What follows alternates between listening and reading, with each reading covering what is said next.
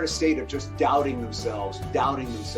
They doubt themselves so much. Maybe they've made decisions, but they're doubting the decision that they've made.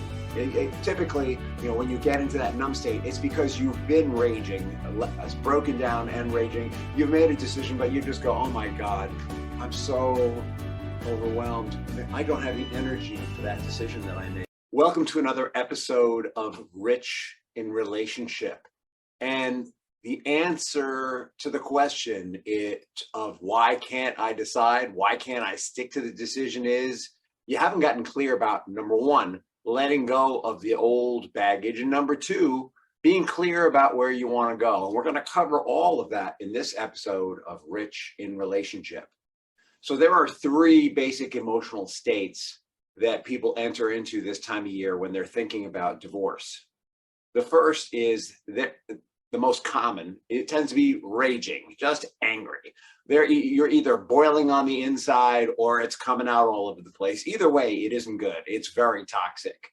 And the second is broken down, sad, more just grieving, almost depressed. And the third is just plagued with numbness. And the result of these three states, these emotional states, is that we tend to be either overly decisive, or we have trouble making a decision, or we're just doubting ourselves all the time. And the solutions to these things have to do with letting go of the baggage, which we're going to talk about. How do you let go of the baggage so that you can get to that place where you know the decision that you're making is good? And what are the conditions that you might change your mind about that decision if you were going to change your mind? I mean, we need to be open to the idea that conditions change, that sometimes people really can change. It's rare, and we need to be really clear about what that looks like. And I'll talk all about how not to do that. And then the last part is really how to stay the course. What's the network of support? What's the way that we do that? So that's what we're talking about here today, is making and keeping a decision. So the first condition we talked about is anger, and this is the most common one. The reason why is because we live in a culture where it's not really acceptable to be grieving much or in sadness a lot, right? What do we do when people are sad? Just about any doctor will prescribe you an antidepressant. I'm not even talking about a shrink. I'm talking about your general practitioner. If you go to your general practitioner and you say, oh, dude, I've just been really sad. It's Thanksgiving and Christmas and you've been so sad. And they'll say, you know what? Let me prescribe some anti-anxiety medicine to you for just 30 days and let's see if that pushes it, right? Most doctors will just prescribe. And that's because the general belief in our culture is that it's not okay to be sad, right? What happens when people are sad? They become less productive. What happens when people are sad? It is, you could catch it. What happens when people are sad? They feel like they've already lost. And so instead, where we tend to go is anger. Why? Because anger feels empowering, right? And the purpose of anger is to jolt us out of feeling like a victim, to jolt us out of sadness. It is actually created for this purpose. But the problem with anger is that sometimes we forget that it's kind of like in an old school gas engine, there used to be what's called a starter motor, an electric starter motor. The anger is like the electric starter motor. It turns over the big engine until it can catch. And once the big engine gets going, we don't need that anger anymore. We've got our cerebral cortex. We've got all of who we are. We can get creative about problem solving. But in order to get the big engine going, sometimes we need a little piss and vinegar.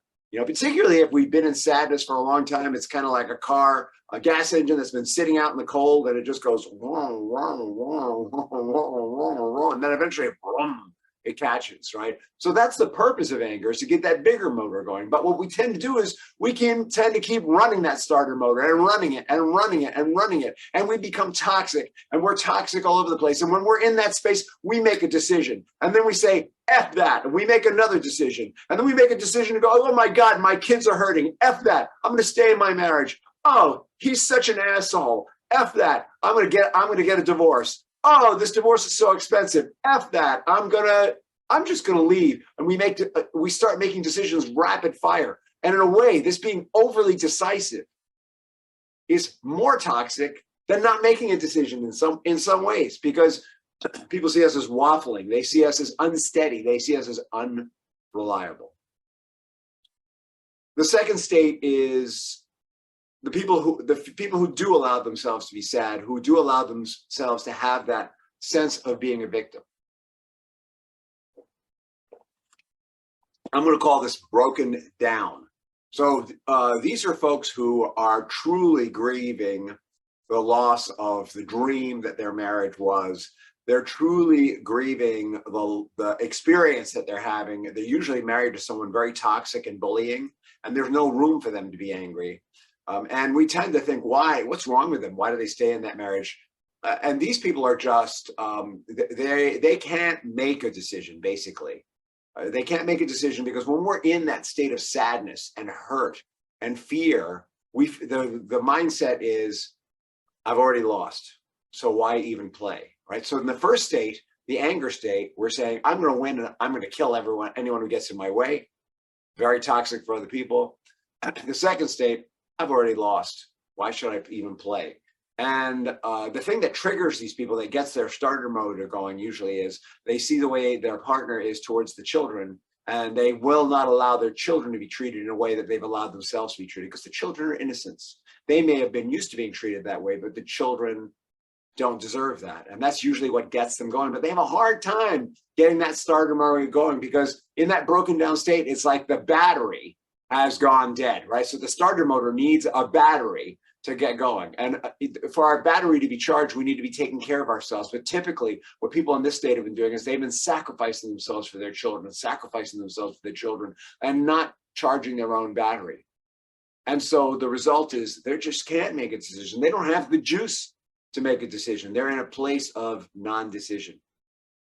The third state is numbness.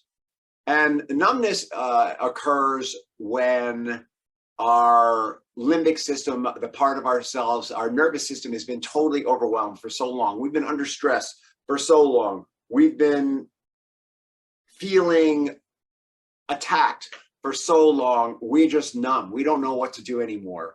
And that sense of numbness is, we're just walking through life kind of in a daze, and very little snaps us out of it. And there are, particularly around the holidays, a lot of people walking around in this state. You see them, they went to Christmas and they really hoped it would be different this time, and it wasn't. And they went numb. You know, they went to New Year's and they hoped it would be different, and it wasn't. And they're numb. And Thanksgiving, and they're numb. And New Year's, they couldn't even make a resolution, and they just don't know what to do. And they're in a state of just doubting themselves. They doubt themselves so much. Maybe they've made decisions, but they're doubting the decision that they've made. Typically, when you get into that numb state, it's because you've been raging, broken down and raging. You've made a decision, but you just go, oh my God, I'm so overwhelmed. I don't have the energy for that decision that I made. And people like that, I remember, I'll tell you a story of numbness. My first marriage, 5 years into the marriage, I knew the marriage was really not working, right? Like, I was emotionally abandoned by my wife. She was emotionally abandoned our children. She had some serious emotional problems and couldn't be present. Even though she was in the house, she was often in her room with the door closed, and we never saw her. We very rarely saw her. Sometimes she came down and had meals with us. Sometimes she didn't. And I knew it was really, really wrong. And I was exhausted. I had been supporting the whole family, showing up for my kids. I had made the decision that my kids couldn't go to after school programs anymore because they hated the after school program. So I was getting up at 4 in the morning and working from 4 to 6, getting them up. I work from 4 to 6 on paperwork and bookkeeping and estimates. And then from 6 to 7:30, I'd be getting them ready, feeding them and taking them to school. And then at 7:45, it was drop off. And then from 7:45 to 3, I'd be working with clients, working with my crews, getting things done. And then 3 o'clock would come and I'd pick them up again. And then from 3 to 6, they do homework and I do some client calls. And then from 6 o'clock to 7:30, I'd feed them. And then from 7:30 to 9, I'd be working. And my partner, who wasn't a partner, was pretty much just not there. And so I was exhausted. I couldn't believe that this amazing marriage that I had started had failed. I was just, and so I told her I wanted a divorce, even though I was numb. In my last fit of rage, I told her I wanted a divorce. And I remember it was this time of year. And I remember getting sick, physically ill. And that was just like the last straw. I was emotionally numb. I was run down. I remember getting into the bathtub and sitting there in the tub and thinking, wow, this decision I made, I don't know if I can do this. Oh God, I just don't have the energy. How am I going to take care of the kids? The kids are going to suffer so much, and I actually, in the end, I unpulled that trigger and hung in there for another 5 years. I hung in there until I developed enough consciousness that it really was bad for my family for us to stay together. So that was 5 years of misery. I could have saved my children if I hadn't been numb and doubting myself and doubting myself and doubting myself. All right, so those are the 3 states: raging, broken down, numb, overly decisive, can't make a decision, and self-doubt. How do we go at them is the next question. What do we do about this? So the first with raging is, raging occurs because we've got baggage, emotional baggage, anger about things that happened earlier in life that we haven't been complete with. And the situation that's going on in our life brings that up. So raging basically means that something happens that most people would, if they were driving a car, let's stick with the car, if they stepped on the gas, their car would go from 0 to 10 or 0 to 20 in terms of their emotional reaction, right?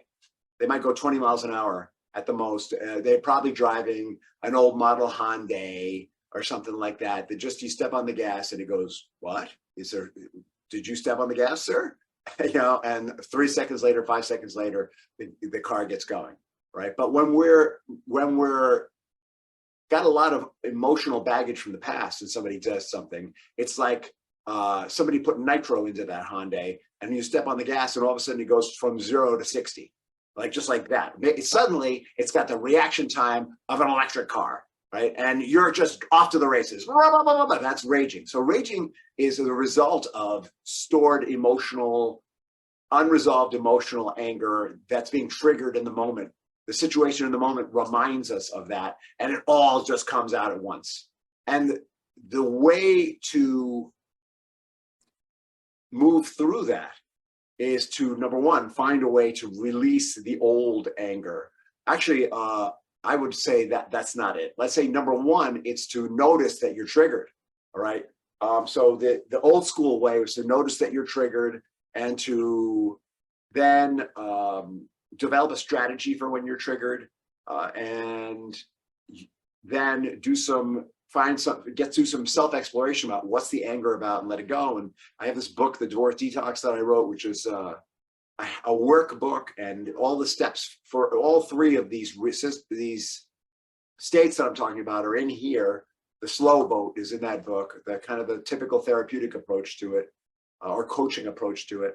So, number one, we're going to manage our own trigger so that when we're triggered, we're not dumping. But we got to have some place to take that emotion. And so we start to learn to release the old anger. And that's kind of what that book is about, is how to release the old anger and release the current anger. And we also learn to express our current anger in ways that are not toxic, with I statements and things like that, moving away from blame. And we start practicing some forgiveness. So that's the way to deal with the rage, is to bleed it out. The second, when we're talking about broken down, just so sad, that's going to require really a deep exploration of what am I sad about now? What it might require some journaling. You might really need someone to talk to. Like, truthfully, when we're in that broken down state, it's very hard to shift out of it without some outside help. But maybe it's a spiritual leader of some kind. The raging, you can use help also, but at least with raging, you've got the sense that you want to win. When you're in that broken down state of sadness, of hurt, of fear, it can feel very locked down. And there's not a lot of motivation to move forward. It's a tough space to be in. And so in order to release that, we're going to need to, again, probably practice some forgiveness. If we're feeling hurt, we're going to need to forgive. We're going to forgive ourselves. Very often when we're in that state, there's a lot of shame involved and guilt. And in the third state, numbness, what's involved there is you've got the symptoms of broken down and raging, but you're basically in overwhelm. And so the first steps there have to do with getting some space for yourself and restarting your self-care systems.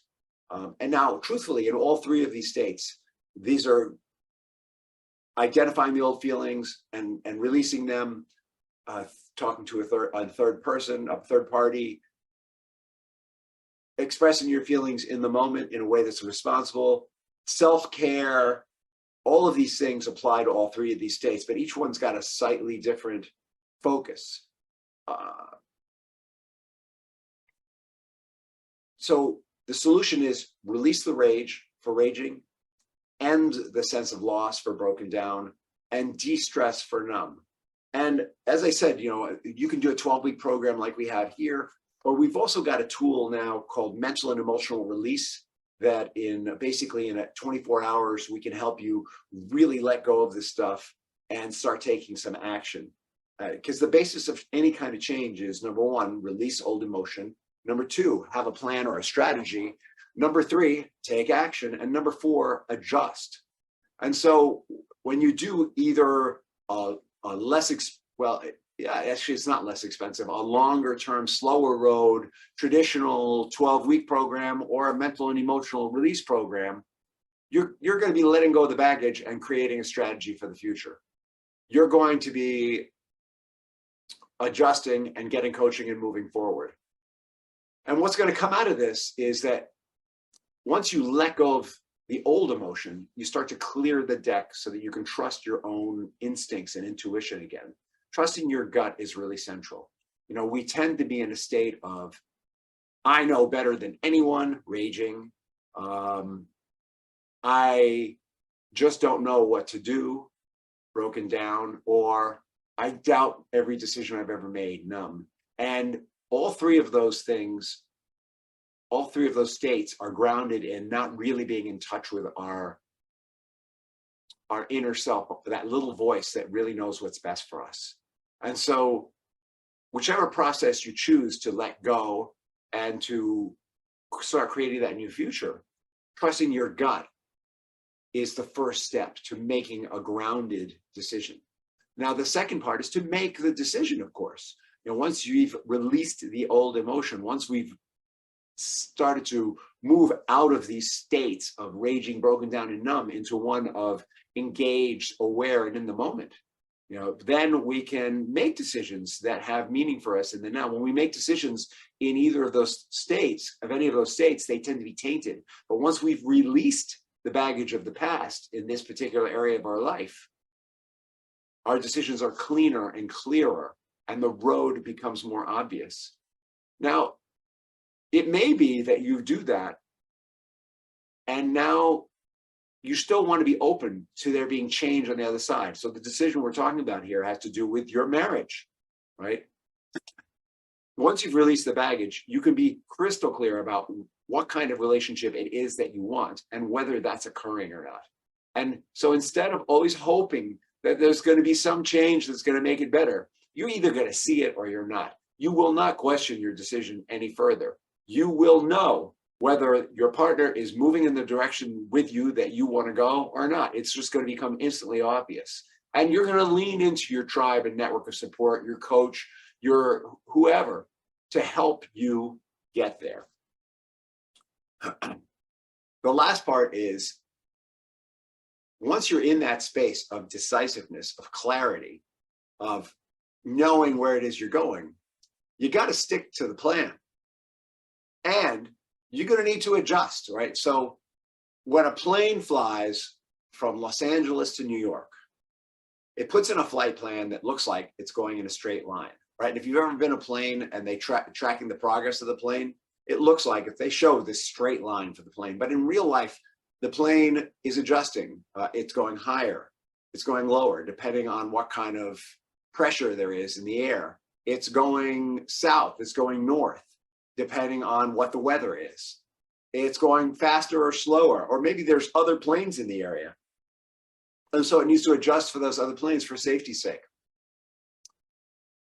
That's sort of the advantage of having a strategy and working with someone to develop the strategy and follow through on it, is they can help you to identify where are the high pressure pockets, where are the other planes that are in the way. And they can help you to see, is that other person shifting and changing or not?